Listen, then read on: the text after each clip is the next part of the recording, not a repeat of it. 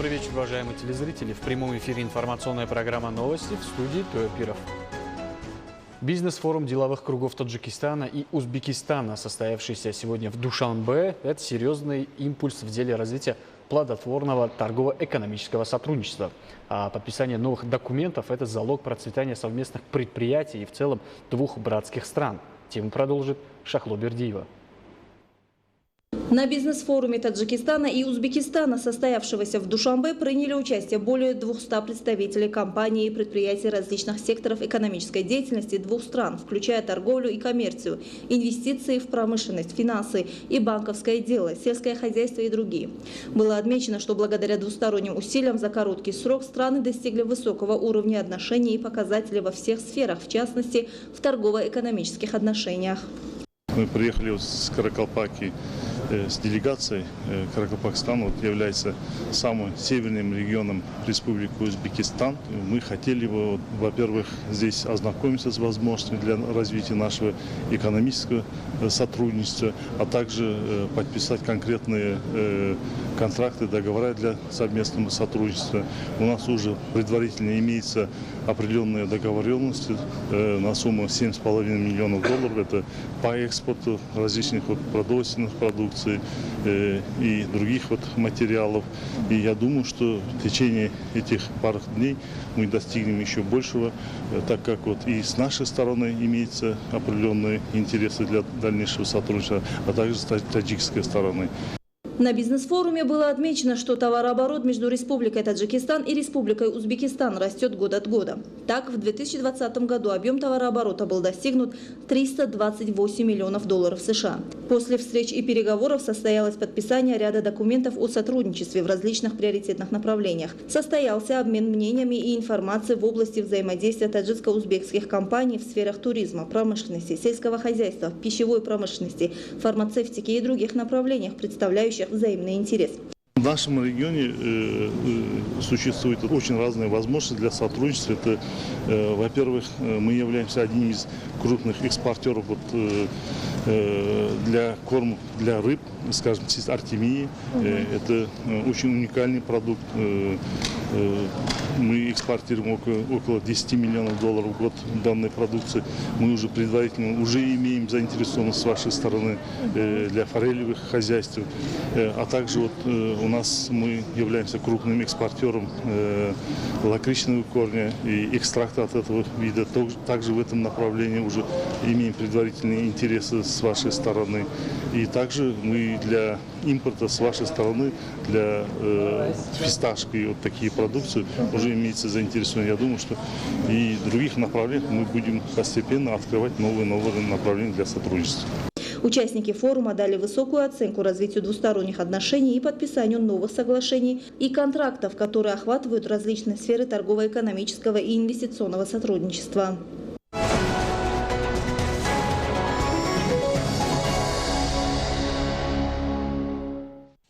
В Таджикистане продолжается модернизация действующих гидроэлектростанций. По словам специалистов, спрос на электроэнергию в странах мира к 2030 году увеличится почти в 4 раза по сравнению с началом 21 века. Для достижения четвертой стратегической цели, то есть ускоренной индустриализации страны и повышения конкурентоспособности промышленной продукции, необходимо гарантированное обеспечение электроэнергии. В этом плане принимаются конкретные меры. Так, в период государственной независимости страны было введено более 2000 мегаватт новых мощностей. Для достижения устойчивого развития страны и систематического повышения улучшения уровня и качества жизни народа, развитие сферы гидроэнергетики в Таджикистане объявлено важнейшим и приоритетным направлением нашей экономической политики. Таджикистан обладает громадными гидроэнергетическими ресурсами и является одним из крупнейших в мире производителей зеленой энергии. В период независимости страны для решения проблем сферы энергетики и ее развития осуществлены 34 государственных инвестиционных проекта на сумму $57,2 6,2 миллиарда сомони. В настоящее время в этом направлении реализуется еще 17 государственных инвестиционных проектов на сумму 16,4 миллиарда сомони. В этот период было введено более 2000 мегаватт новых мощностей, а объем производства электроэнергии 17 миллиардов киловатт-часов в 1991 году достиг 21 миллиарда киловатт-часов в 2019 году. В настоящее время на общую сумму 11,3 миллиарда сомони продолжаются работы по реконструкции гидроэлектростанции Нурек, Сарбанд, Кайракум и в рамках проекта КАСА-1000 500-киловольтные линии электропередачи и подстанции. Также строятся новые гидроэлектростанции. Реализация проекта по модернизации Нурекской ГЭС позволит увеличить производственную мощность гидростанции с 3 до 3,3 тысячи мегаватт. Таким образом, после полной модернизации ГЭС ее мощность увеличится на 10%. В текущем году гидроэлектростанция Сарбанд будет полностью обновлена на сумму более 1,5 миллиарда сомони и будет сдана в эксплуатацию мощностью 270 мегаватт, то есть на 110 мегаватт больше сегодняшних своих возможностей. В этом году также начнется строительство 500-киловольтной линии электропередачи от Рагунской гидроэлектростанции до конвертерной подстанции Санктуда, что увеличит возможности экспорта электричества. С целью сокращения потери электроэнергии и внедрения современной системы ее учета также начнутся работы по обновлению в городах Душанбе, Бухтар, Куляб, Пинжикент, Истаравшан, Исфара, Канибадам, Бустон и в Дангаринском районе на сумму 2,4 миллиарда сомони. Несмотря на это, в направлении постоянного и устойчивого обеспечения электроэнергии существует ряд важных задач, требующих решения, к которым относятся эффективное и экономное ее использование. Министерство энергетики и водных ресурсов принимает практические меры относительно решения проблем сферы, особенно по учету производства и потребления энергии, сокращению потерь, использованию энергосберегающего электрического оборудования.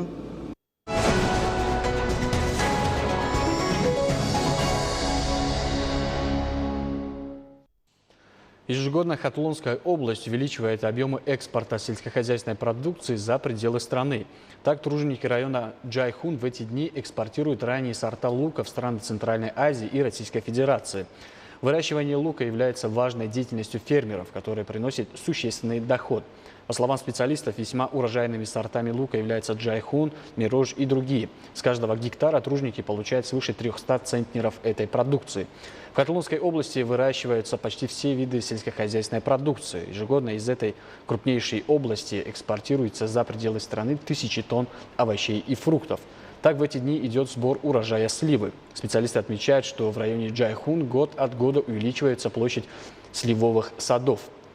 Эти полезные и экологически чистые плоды Таджикистана пользуются большим спросом в России. Коллективы хозяйств Хаталонской области прилагают усилия в деле рационального использования имеющихся резервов, эффективного использования приусадебных участков и президентских земель, увеличения производства отечественной продукции и экспортного потенциала страны по схеме сырье, готовая продукция, рынок сбыта.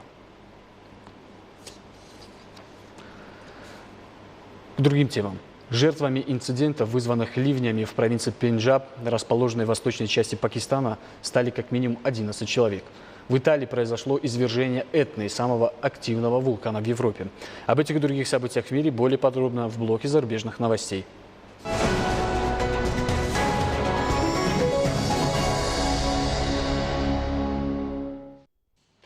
10 медалей завоевали таджикские легкоатлеты на открытом легкоатлетическом турнире, проходившем 28-29 мая текущего года в городе Ташкент, столице Узбекистана.